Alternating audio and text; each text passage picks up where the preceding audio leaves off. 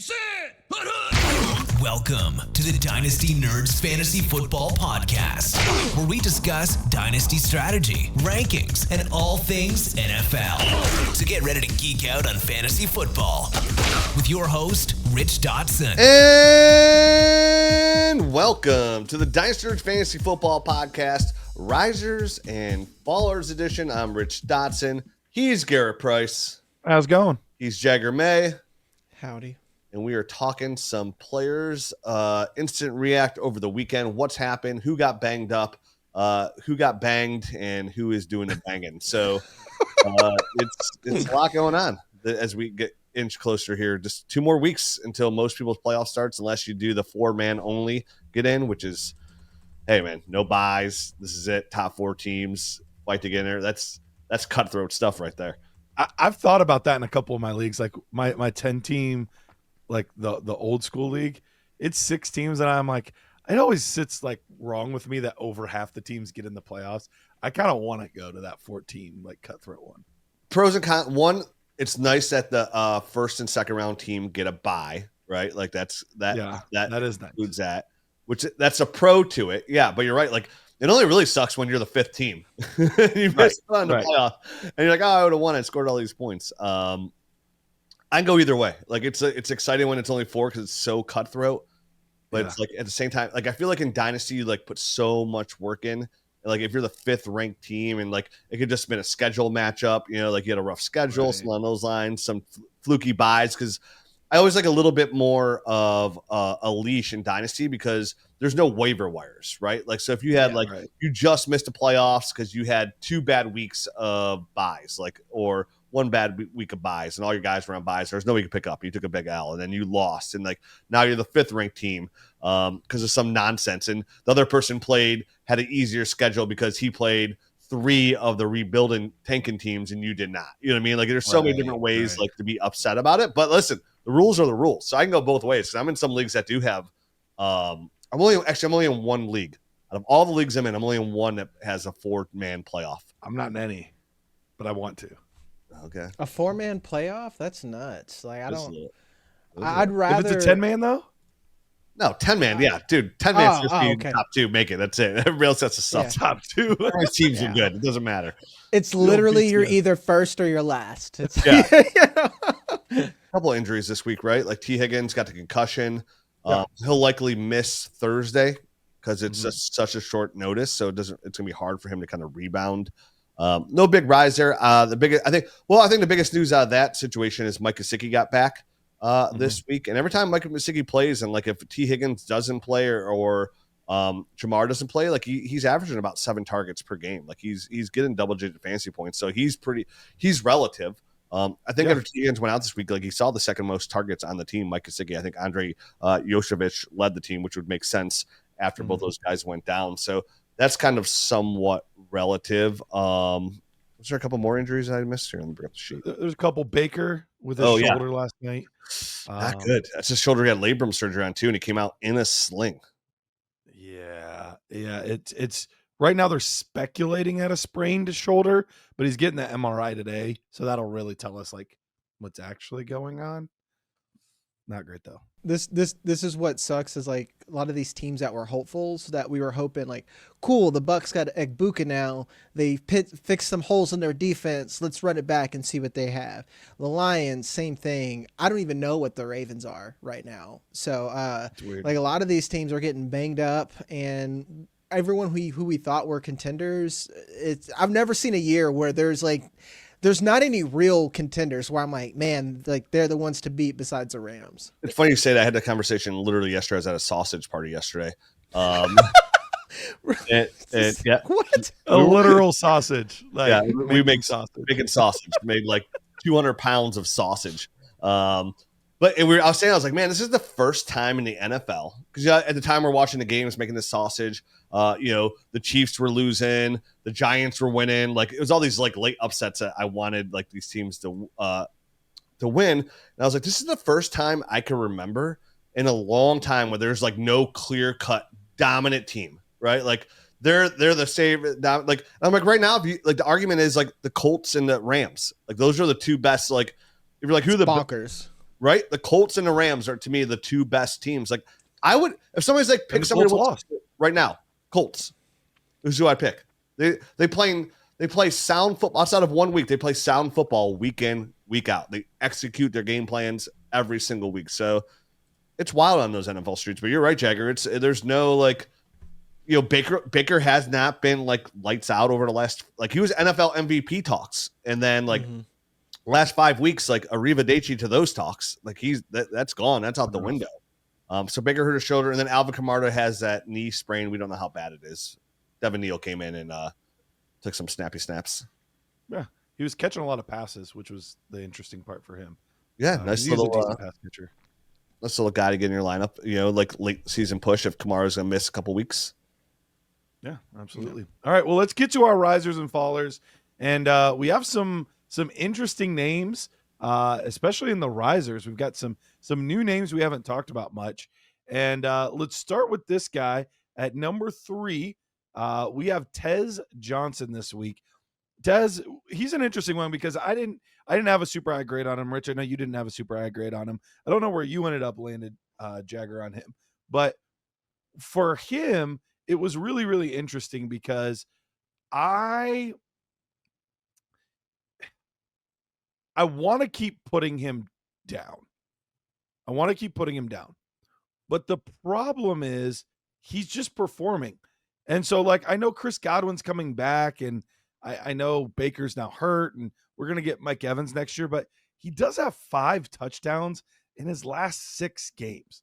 So it's making him kind of interesting. What do you take out of this, Jagger? Like, is he somebody that you're wanting to target, or is it like, this is his high watermark, this is a perfect opportunity to sell? I think he's an intriguing buy. I think we're going to see a dip, obviously, if Baker goes out, if Chris Godwin comes in. But you said an interesting point that I want to push back on, and you said Mike Evans is coming back. I'm not sure. I think Mike Evans comes back because I don't know if he wants to end on an injury-riddled season, but what does that look like? And he seems like a long-term stash. My only issue is the cost, where I would buy Tez Johnson as a throw-in. I'm not there where I'd want to give up an entire second for him yet, but when you look at how this team is constructed, it's Emeka Egbuka. Jalen McMillan is still there, and I think that he's in their future plans. But Tez Johnson can slide right into this offense and be somebody if Mike Evans is slow to come back, if Chris Godwin moves on. So what you said, intriguing, I think that's the word. And it's like he's a buy, but he's not an overpay buy. He's not like a must buy, if that makes sense. Yeah, what do you think, Rich? Yeah, I want to see how he rolls in this offense next week when, and hopefully Baker plays so we actually see, because, Bucky Irvin's reportedly supposed to come back next year. Bucky Irvin's a little bit more involved in the passing game, definitely over a guy like Rachaad White, who's not very good in the passing game. You have Emeka, and you remember, like, and Jagger brought up his name. Like, remember, there's the same kind of hype train around Jalen McMillan when Jalen McMillan had to step in into this offense, and he looked good too. I think this is just like I think Baker just runs like this offense out in Tampa is really efficient, looks pretty good. And I think if Tez Johnson could solidify himself a role as the number 2 receiver in this offense, there would be something to be excited about. But like, it is hard to say because they just extended Chris Godwin. He's most likely going to be back next year. I don't know what the guaranteed money is, but they just extended him. He came back this week, but it was on a limited role, so he should be a full go next week. So they have Bucky, Chris Godwin, and Emeka Egbuka all to full go. And then the question of Mike Evans. And you mentioned a Jalen McMillan. It's hard for me to look at Tez Johnson currently as somebody to slide in my lineup every single week and feel confident about. He's the kind of guy that you want to have on, kind of like almost like, and this is even crazy to say, like a poor man's Wan'Dale Robinson. I know Wan'Dale around this week, but Wan'Dale's like not locked in as that number 2 currently, right? Darius Slayton's a free agent, I believe, after this year. So like, for me, I think that's what we could be. Like, you feel comfortable putting him in as your flex, right? Your bye week filler, and you hope for like one of those touchdown games. And you go, like, oh, of course he doesn't score a touchdown the week I put him in. That's how it works out. But, for me, like, really nice player, way better than I thought he would be early on in his career. But again, it's just about opportunity week in and week out, and there's people getting paid a ton more money with a lot more draft capital than him in this offense. So I. Like Jagger said, if he's a throw-in, somebody wants to tip the scales of a trade to get in, I would be excited to have him, but he's more of a stash for me at this point than a confident. And if at any point like Chris Godwin gets hurt again, or like those are great players to have, like, hey, if they get an opportunity, like a Michael Wilson right now, right? Like Michael Wilson, somebody who we talked about a year ago, like, man, if we know, like, if Marv goes down, Michael Wilson can step in and be a fantasy football contributor. And he's kind of like what Tez is right now. Like, you could throw him in as like your wide receiver 4 flex because you like hope he scores a touchdown and catches a couple ball when Marv and Trey McBride in there. But you really need somebody to slide into that number 1 or number 2 role for you to have like confidence in them in winning your games week in, week out. Because this isn't about like, oh, how does somebody look good this week? Or that week.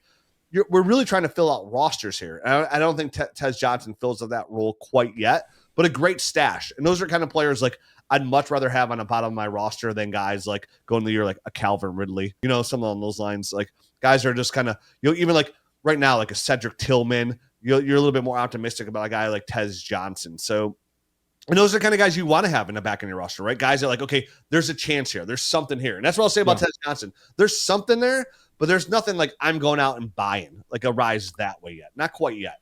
Yeah, and I think that's closer to where I am, Rich, even though I have to be fully transparent. He's been significantly better and more involved than I thought he would be. And you got to give him credit where it's due. Like, we talked about Kyle Monangai a few weeks ago. Like, yeah, it was a Cincinnati defense, but he did what you would hope they would do when given the opportunity.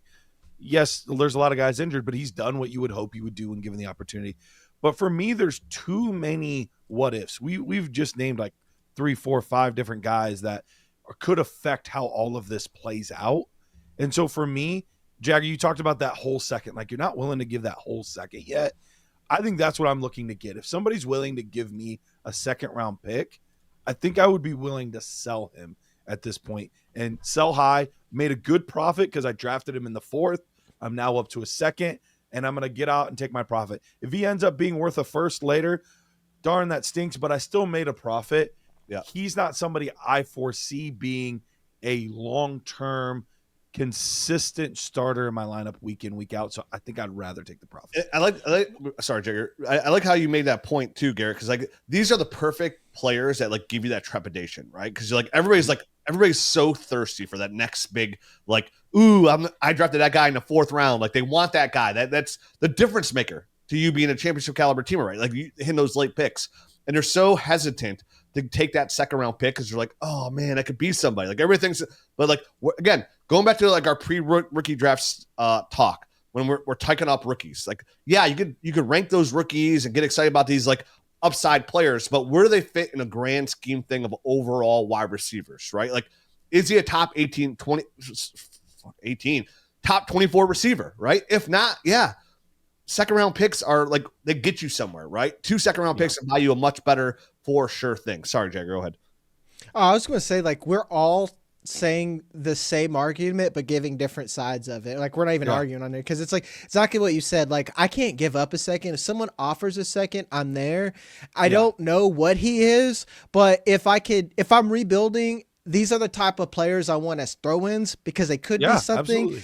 And then if they're nothing, I don't feel bad dropping them later, And I don't know if you guys feel like that, but the Tank Dell thing has scared me. And we just see Bryce Young, all these guys, these undersized players long-term just don't pan out. So that's why I would never overpay. But from what I've seen on the field, I would get in a buy-in, but that's about it. Sure. And like, again, if someone's giving me a second, please, baby girl, I'll take it. And you're right, Jagger, like historically, like, yeah, those players don't pan out. Those smaller sized players, they're hit and miss, right? Like you can't feel confident putting them in their lineup. We've seen those guys come through forever. And Tank Dell, Will Fuller, right? Like guys along those lines that come in, they have a couple games here and there. There's no long-term action there. So, and sometimes you hit pay dirt. You mentioned Kyle Monangai earlier, Garrett, like, this week we saw like there's kind of a little bit of a change in the guard this week. He saw 60% of the touches this week as well. So like it's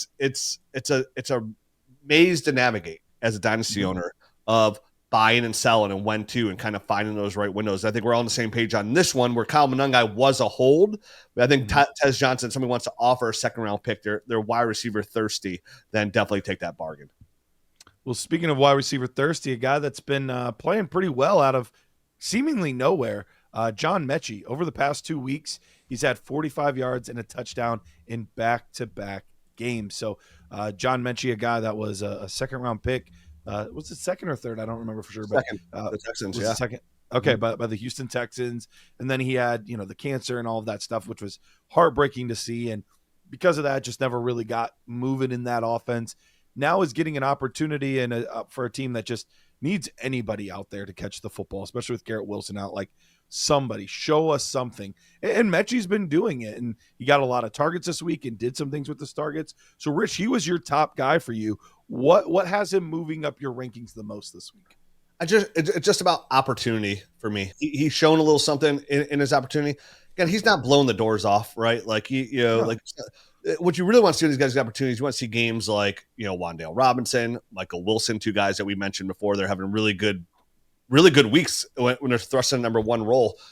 And for me, it's just, he's a free agent. So that's what gets me excited. If he can continue this momentum, put together some solid tape, he has a chance to slide into somebody's offense as their number 2 receiver. He's obviously a talented player to go in the second round in the NFL draft. I didn't overly love his tape coming out. I thought his route running was a little lazy when it came out. Like, people, like, he got really talked up about, like, being a real crisp route runner. I thought he rounded his routes out a lot, but, like, again, it's been so long. He's had a lot of time to clean that up. And he's done fine. But same thing, like, it's also the counterpoint is, like, he's been pushing this to the Jets because they have nobody else to throw the football to. Like, it's like, here you go. It's like a running back getting all the touches, but like, yeah, this isn't long term. But the fact that he is a free agent, there's a chance for him to slide in somewhere. So he's intriguing as a throw-in. Like, he's in the same range as Tez Johnson. Like, it's just he has more opportunity for me to slide in somewhere. But again, this isn't something I'm excited about. He's not somebody going, I'm trying to pursue.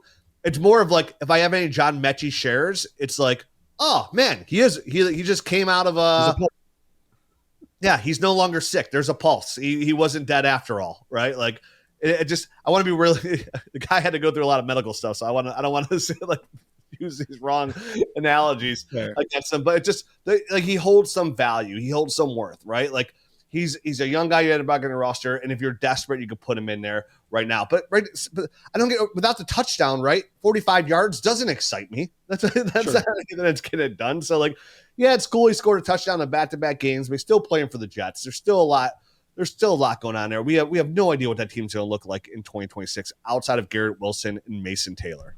Like, no idea what's going to go on there. So, and John Metchie, maybe he's a part of the team, maybe he's not.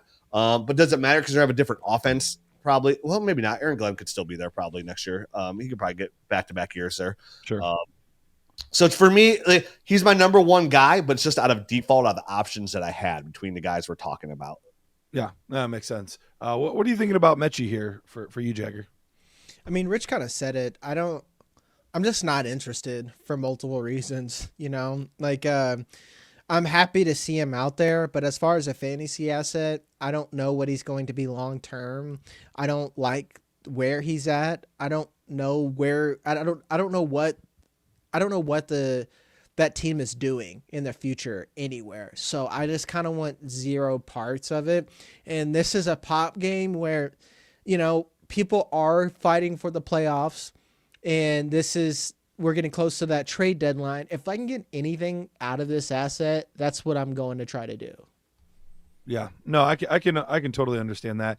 I think the reason that I'm at least intrigued, I don't want to overhype this by any stretch of the imagination, but Rich, we were talking about this past week on our main flagship show about free agents and upcoming free agents, and when I look at a guy like John Metchie, it's, first of all, like, can he do it or can't he do it? Okay, from what we're seeing this week and the last week, he can do it. Like, it's possible. Mm-hmm. So now I'm kind of keeping my eye on, okay, who are throw-ins? We highlighted Jahan Dotson as a potential, like, throw-in on a trade because he could be somewhere new next year, and that's somebody that could go from worth nothing to all of a sudden having some value. He seems like one of those players for me where, look, more than likely over the next couple of weeks, this will fade away and it's not going to be anything crazy. And maybe he will. Maybe he'll bloom and it's awesome. But assuming he just kind of stays relevant and interesting and his tape looks like his tape did this week, he's going to be one of those players that when we talk about the throw-ins, that's the kind of guy I want, because at least if he lands in the right spot, there's a path. And so I don't want to get like over my skis on this guy, because I don't think that's necessary. But I'm at least intrigued for what it's worth. Yeah, I mean, I think the question is, are you willing to pay a third for John Metchie? Because that's to me, that's the value of him right now. Yeah. Are you willing to give up a third? Because if anybody asked for a second is being unreasonable, trying to gloat the touchdowns, and you wanted the upside of a free agent third, that's what it comes down to. If you're a contender and you want to throw a third at him and get him for the rest of the season, hope that you're short at receiver. You have T. Higgins, you need a spot fill this week and get him for a third with some upside. I'm okay with that when you're talking about like pick 35, 36 in a weaker class. Like, I have no problem doing that. But outside of a late third, that's as far as I would go. And it's only if I actually need help. So I'm not even excited about the like upside a ton either. Like the free agency upside. Well, let's talk about a guy that at least showed a little bit of upside this week.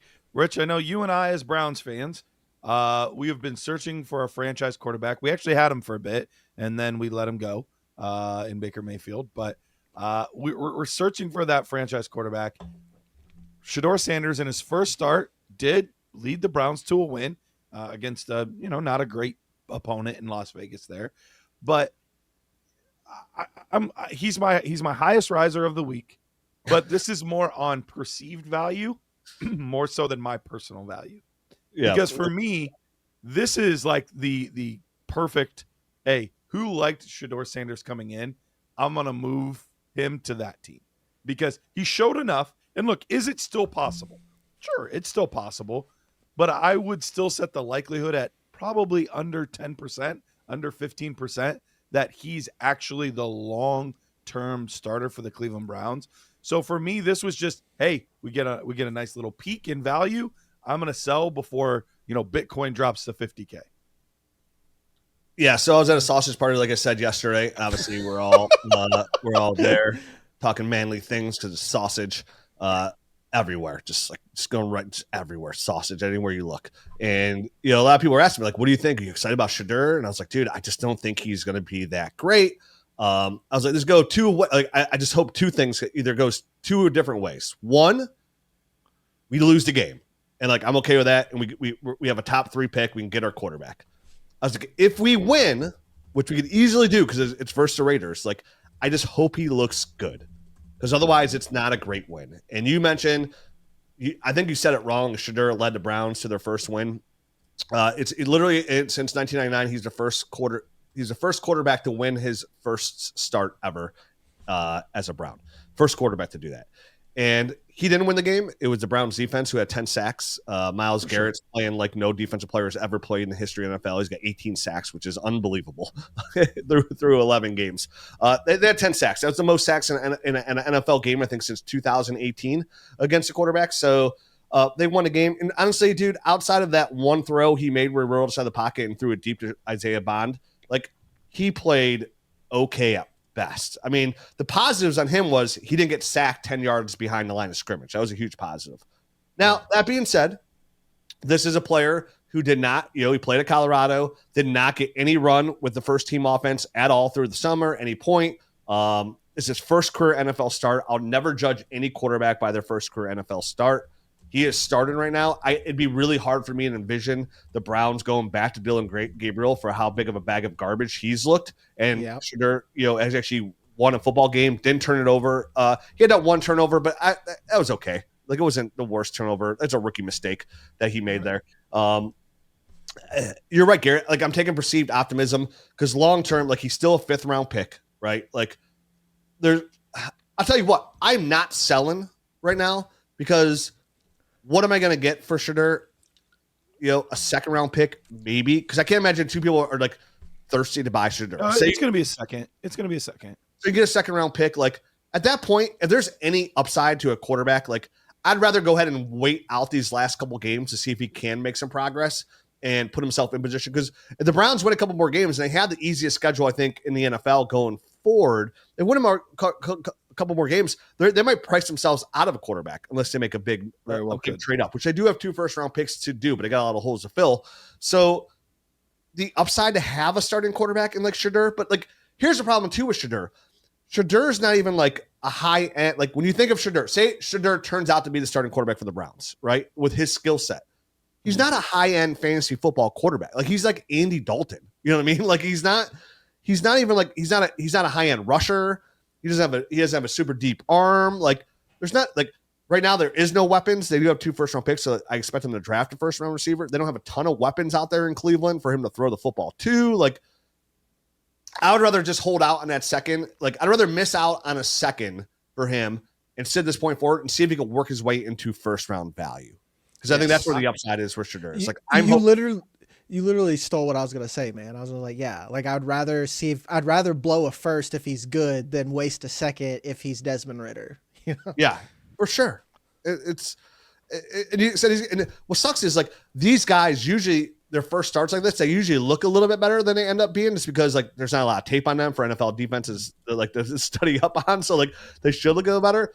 But again, if I'm going to be fair to everybody else on the Browns, why they're so bad, like he's got no offensive line. It's hard for Quinshon Judkins to do anything. He's got no receivers to throw the football to. So it's going to be even hard to judge him now.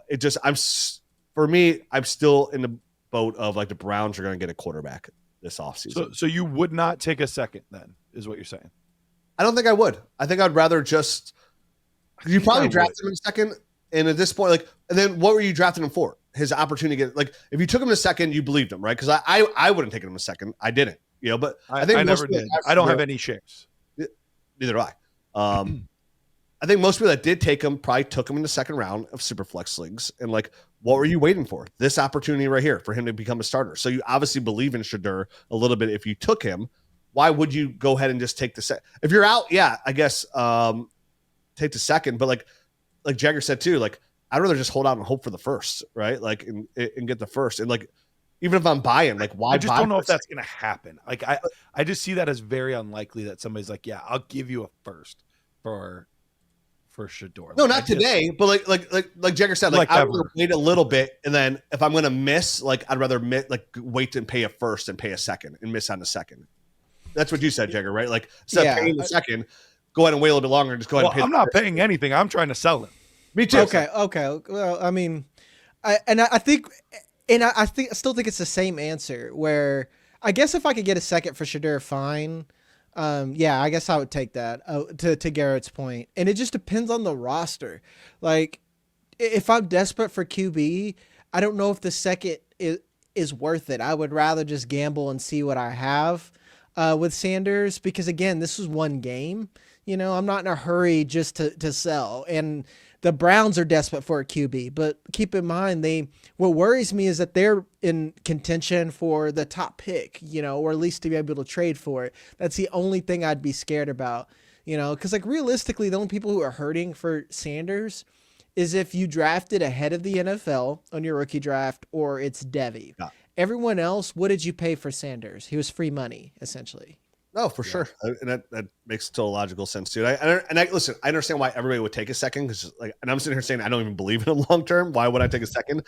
It's just he is a starting quarterback, and if he could just put a couple, like that was his first start, and if somehow he could string together a couple good games, somebody might fall into that first round.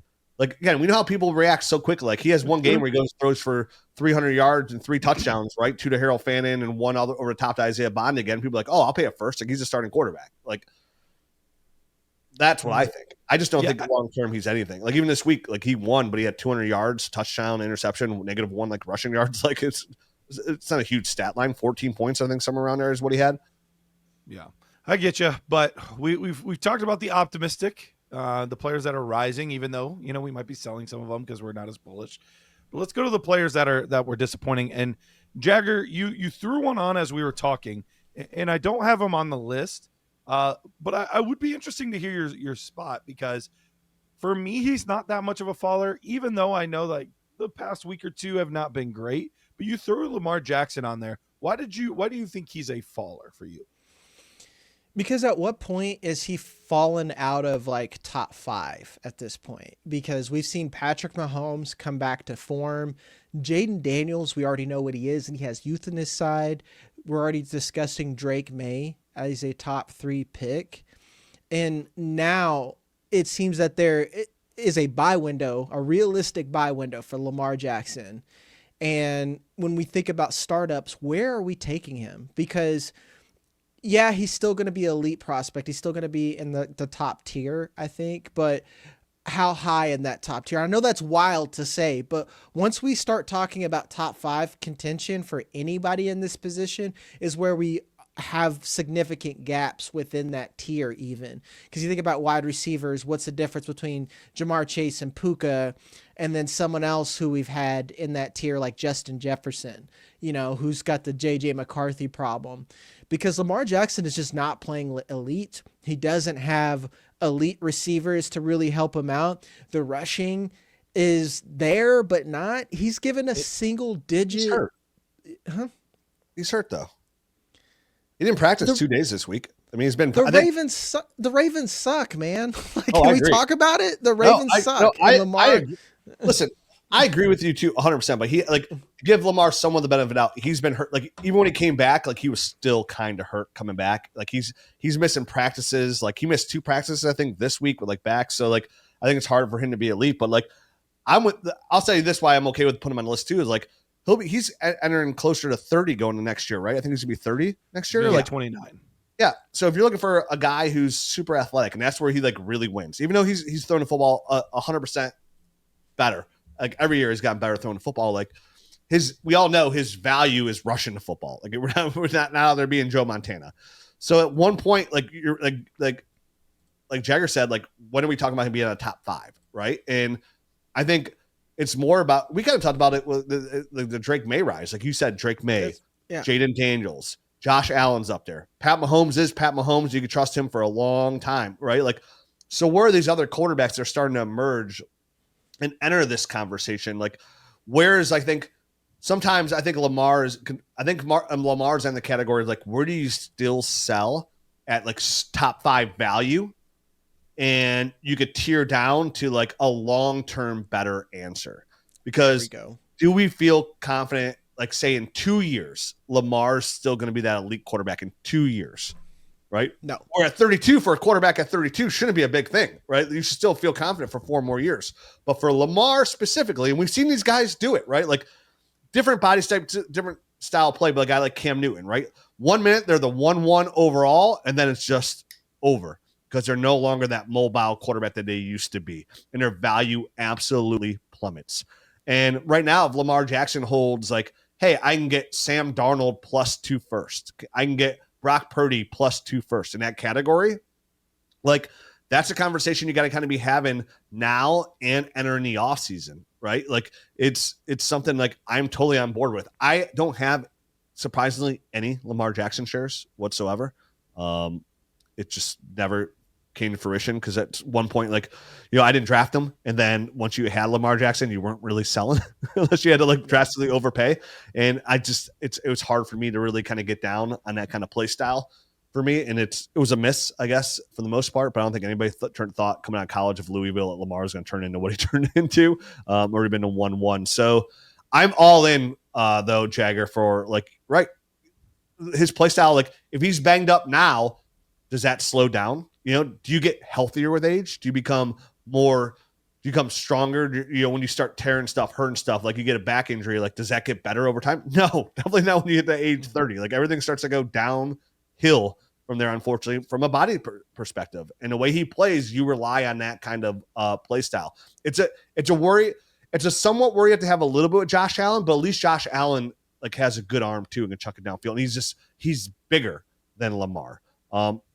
But it will be a conversation we're going to have with Josh Allen probably sooner than a guy who's in the same age bracket than a guy like Pat Mahomes, right? Those guys are going to be pure pocket passers.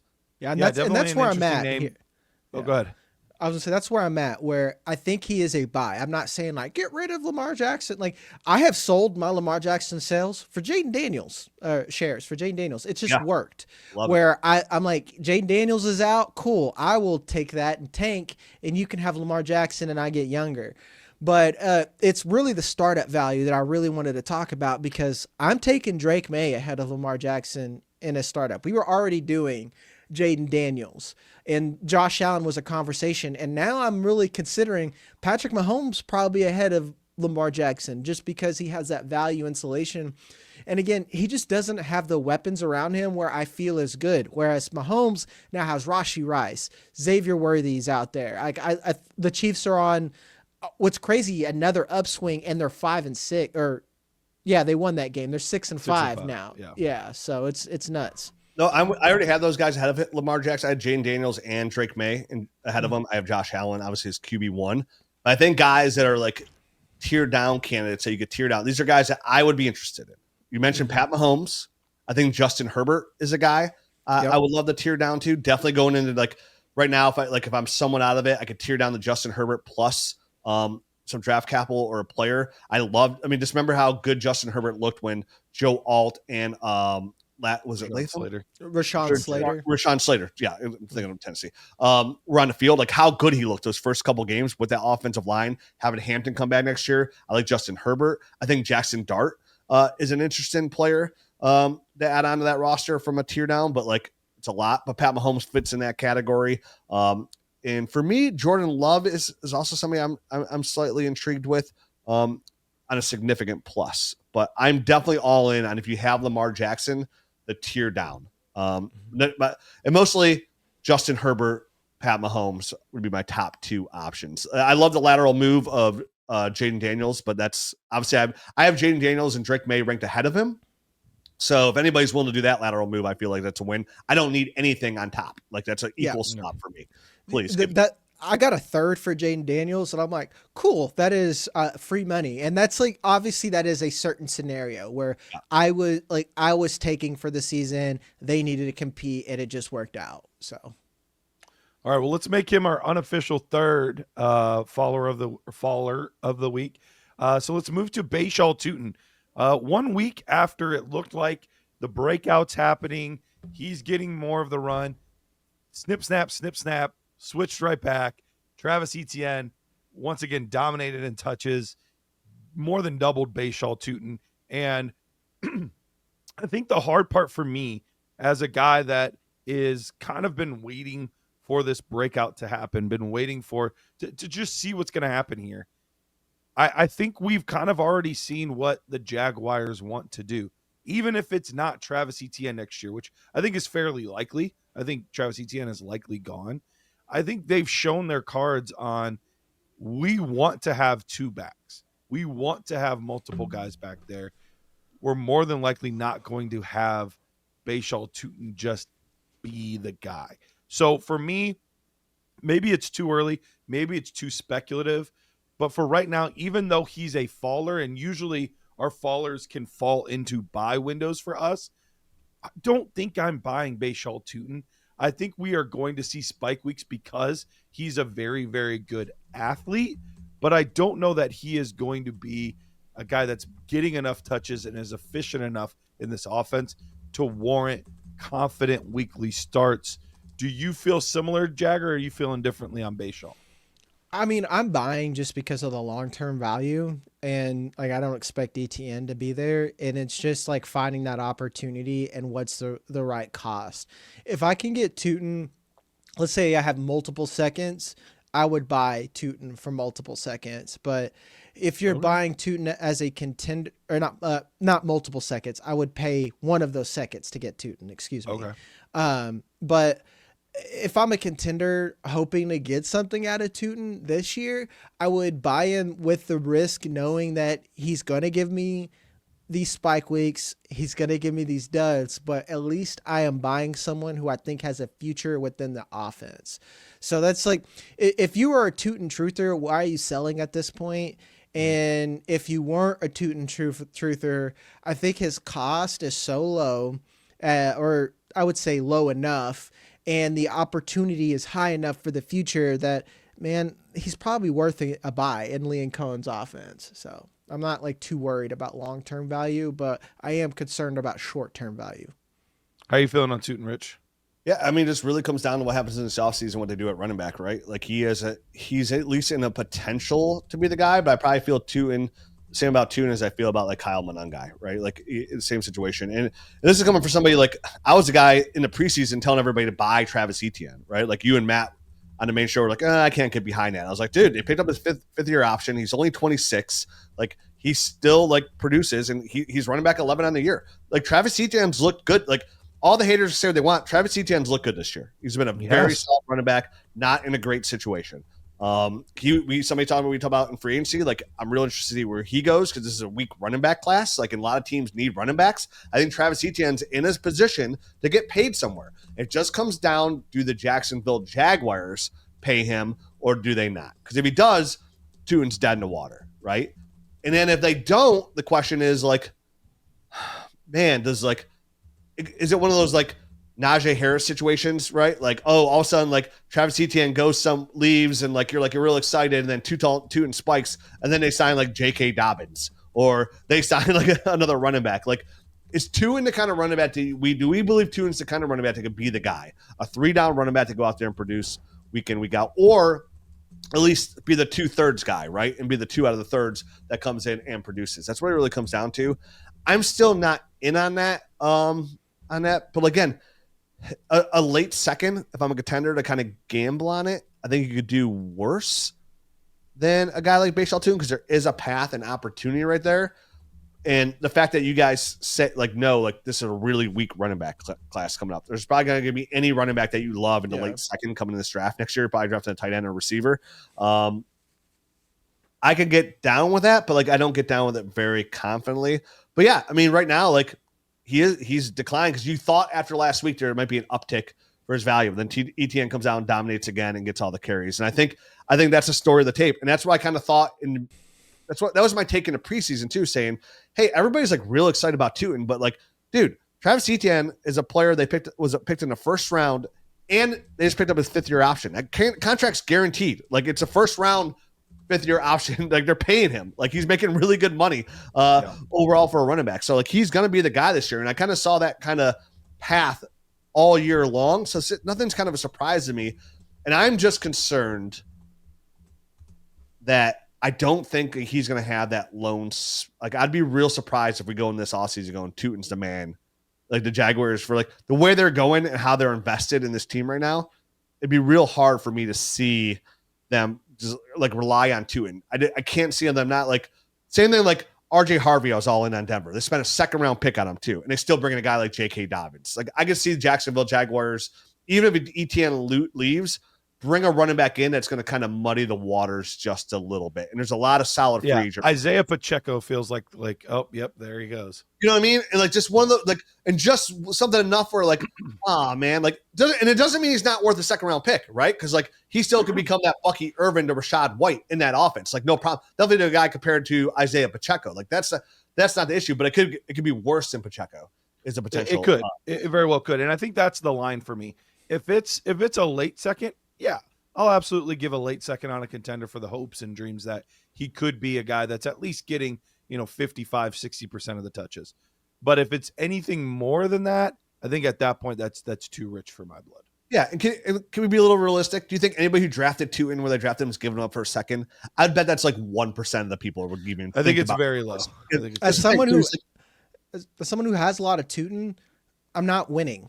And I have some contenders with Tuten on, but like he's not helping me win. And where I drafted him was the gamble, so there's no point in me giving him up. I might as well just keep the lottery ticket. Which Jagger is like that. That is the right move. I preach all the time, Jagger. Like my favorite offseason thing to do is that we go to next year's class is those players that I liked that like I thought I had like a late 1st or 2nd round grade on that went, and all of a sudden now I can get them for a late 2nd again, and I still believe in them, right? Like. I think that player is like a solid player. So like the right move is like after 1 year, don't be overly concerned or completely out on somebody like look atrocious. Like this is the NFL. Some players take time to develop. Not everybody's a superstar or just a guy right away. Like look at a guy who we love, like Trevion Henderson, like the rough mud he's walking through just to become the guy. And that's somebody we took really high as a 2nd round pick. So any depreciation there is value. But if you're going to give up on Tuten, after 1 year, like what were you expect? Why would you do that? Like why? Same thing. Why would you take a 2nd round pick for Tuten if you took him in the 2nd round? That makes zero sense. Like definitely when like the clear path was always 2026, always. So don't. All right, well, let's get to our final guy, and we talked about do we panic after 1 year? And this guy's kind of a 1 year guy, but kind of a 2 year guy. He's in his second season, but he's only had 1 season of play, and that's JJ McCarthy. And it's been interesting. And Rich, I know that you have been one of the biggest proponents of JJ McCarthy. You've been a fan. I want to hear genuinely, because like I'm not even sure that I'm selling right now, because if with how low the value is, he's probably a good value to scoop up, even though I don't have any shares of him. Like this would be my time where I would be willing to come in and get some shares. But where's the pulse on JJ? Dude, so first of all, I'm gonna start and say this. Yeah, the sky hasn't fallen yet. It's just really gloomy out, right? Like there's a storm coming, and it's already raining. Listen, man, being in this business, you know, one of the things you have to do is put yourself out there for some guys that you believe in, right? You gotta, and when you put yourself out there, you go hard, right? To let people know, and like you love hard, baby. Yeah, like I just saying that for Clyde Edwards-Helaire when he got drafted, right? And in this business, there's absolutely no way you're going to come through unscathed where you don't have egg on your face, right? Like it's part of the job. Like putting yourself out there, you're going to miss. Like you hope to do 70%, 75%, and then you're really successful in this business. And, you know, I'm very proud of being right more than I'm wrong. But right now, like for how hard I went on JJ McCarthy, this is not looking good so far. His accuracy looks atrocious. He's like, I think somebody's put a stat up like over the last whatever X amount of like years or snaps. Like there's like 450 something quarterbacks. Like he was like second from last, only behind Jamarcus Russell. So going back to like the early 2000s, like for QBR or whatever it was, like, or EPA or something along those lines. Like I saw that stat this morning, like absolutely atrocious. Now, that being said, he's a super young quarterback. He was 21 years old coming into the league. He got hurt his first year, wasn't able to play. Got hurt this year, wasn't able to play. So he's still getting his feet wet. He's got a good team around him. He's got one of the best quarterback coaches in the league in Kevin O'Connell, who comes out, like everybody uses the quote, the famous quote where Kevin O'Connell was the one that said it. Organizations fail quarterbacks before quarterbacks fail organizations. So you have to imagine like they're going to go do whatever they can in their first round with their first round pick. That being said, you got some guys that are first round picks in Justin Jefferson, TJ Hockenson, and Jordan Addison that might want to have a say in who's throwing the football after some time. He needs a little bit more time. Am I worried? Yes, my knees are trembling and it's not even cold out. So I am worried because his accuracy is like so far off, but like, again, like, is he like, and then he comes out and says this douchey thing like, oh, when I'm out there having this other mentality, like I'm 9, like an alter ego comes out. It's like, calm down, Sam Darnold. Like, come on. Like, what do we do? Like, listen, go play quarterback. Don't make weird faces in the locker room. Like you're like trying out for a B-cut Marvel movie. Like go get in the playbook. Let's execute it. Let's execute out there. But like, I'm concerned. But I think there's plenty of time for him to turn around. I think he might be a little bit like, I think he might be pressing himself a little bit more is what I mean by it. Like he comes out and says this alter ego thing. Like he might be trying to do too much and he needs to let the game come to him and realize this isn't college football anymore. And it's 10 times harder. Like the way he's got to read defenses and play the game. I think he needs to maybe, I hope at least, I don't know this for a fact, obviously, because I'm in his head, like he might have to take a step back and take a breath and get coached up a little bit more, but he's so young. I have no problem him coming here. I mean, I'm sure a lot of people out here listening don't even remember like Peyton Manning's rookie year when he came out and he like led the NFL in interceptions, right? Like, and it was people were like, wow, this guy's gonna be great, and then next year it turns into something great. And I'm not saying JJ McCarthy is any way Peyton Manning, but quarterbacks, like we've seen, definitely people abandon. Like how we just mentioned before, like I mentioned, the Colts are one of the favorites to win probably the Super Bowl, right? The Seahawks look absolutely fantastic with Sam Darnold.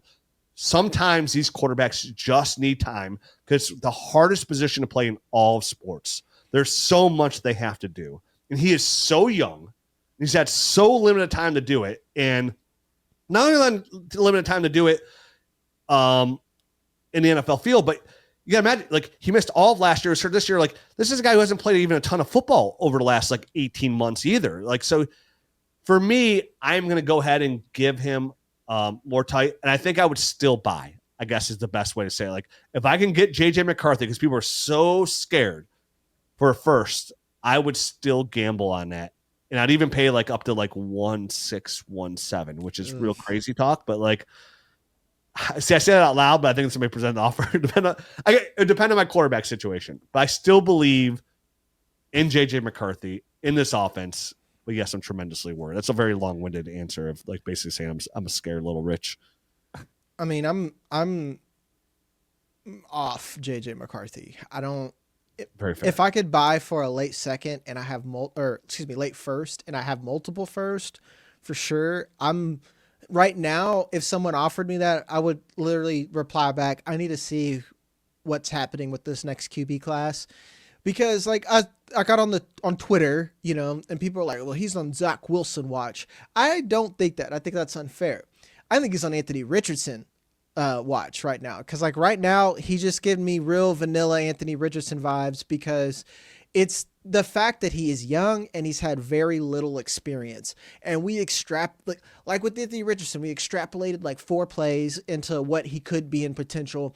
We took the third down stats of JJ McCarthy and we're like, oh my God, this guy's clutch, and I don't buy it, and here's why. It's the organization he went to as well. Pretty soon, Kevin O'Connell, all his talks about organizations fail QBs, that is true. I'm not discrediting that, but homie's got to start playing for his job at some point. And I look at him like I saw Shane Steichen, to where I thought, wow, JJ McCarthy went to the perfect situation where he can develop. Shane Steichen was a perfect situation for Anthony Richardson to develop, because he had someone like Jalen Hurts. And lo and behold, once that seat starts getting warm, we have to abandon that. And then we'll start bringing in the Daniel Jones. Like, I'm going to be honest, this sounds gross. Imagine Kyler Murray becomes available and then he comes over on that team. And now what are we looking at? We're looking at JJ McCarthy being a backup. That's what I'm worried about. And I don't know if I made anyone feel good, but the kid threw like 7 passes in college, and I'm sorry. I think the point there too, Jagger, is like, a lot of people have looked good in this offense, from Nick Mullins to Carson Dobbs, Wentz, right? Like, if somebody does come in and they start winning games again, and Minnesota is such a contender, like, how do you turn back, right? Like, how do you do that to your fans and your players, and you turn back for somebody that can start winning? And that's why I do think they're going to try and hold on to. I think they're probably scared of that. Like, if they go away they bench JJ McCarthy, they might never be able to go back. They might not be able to go back. I mean, well, look at after too long, we might start having the Carolina Panthers graphics where they show you like pictures of Baker Mayfield and Sam Darnold on the sideline. They had Sam Darnold and Daniel Jones on this team last year. Like, both of those guys were on this team last year, and now they're leading their franchises. And that's where it gets tough, man. That's where like the rubber meets the road. And I genuinely do. I hope Kevin O'Connell has the same conviction he had when he drafted him. I hope he sticks with his guy, and I hope that they flourish because of it. But we just have not seen many of these scenarios. Most quarterbacks are showing us in their first 8 games or so, 9 games or so, what we have to work with within a range, but we're seeing it within a range more times than not. And so far we haven't seen it. And that is worrisome. Can I give a shout out to all the homies in all my leagues where I went super aggressive trying to acquire JJ McCarthy this offseason, and I did not have good luck doing it. A couple leagues I did, regrettably. But all the people that denied me and said I'm way undervaluing, like I was offering first plus and all this stuff, and they all said no. I just want to say thank you. Thank you so much. Because, dude, is that also a fun part of Dynasty? Like when you make these big trades, like these big massive trade offers, and then they get denied. You're like, dude, that's not enough. And you're like, oh man. And then later you're like, oh dude, thank goodness that didn't go through. Like I go back and do that. Sometimes I'm like, dude, thank goodness those trades did not go through. And it's like, it's sometimes those trades you don't make, right? Like that are just exciting. Like it's funny, like that's a dopamine hit for me. Like going back, like part of the game, like dude, thank God that didn't go through. Thank God this didn't happen. You know, like yep. Thank God I didn't draft this player here. Or like same thing like in a rookie draft where somebody like snipes you in front of you, like, dude, no. Then you're like, all right, dude, I guess I'll draft Harold Fannin instead. You know, you're like, yeah, look at me. Like those like simple wins in Dynasty, man. It really would it really does. Like, it's those little things, right? Like, it's all these different things, like why we do 4 or 5 shows a week too, like to navigate this game. What makes this game so much better than any redraft or any other fantasy or sports game out there. Dynasty fantasy football. It's little things like this, like there's so much unknown. Like, does JJ McCarthy turn around? Can turn around? Is he dead in the water? Is he Anthony Richardson? Does Anthony Richardson get another shot somewhere else and become the next Daniel Jones? Probably not, but you never know, right? Like, there's so much in upside. And it's just like the stock market. Like, do I buy? Do I sell? Do I not buy? Do I get this player? Do I the same thing? Like, this is one of those situations. Do I buy JJ McCarthy? I was so in on. Rich was so in on. He made all those good points. Like, he's only had a couple starts. I get him for a first right now. Do I do it? Either the guy wants a first and a second or late first. I have 2 quarterbacks. Do I buy it? And then you're sitting here in 2027 going, I can't believe I just threw that first out the window. I can't believe it.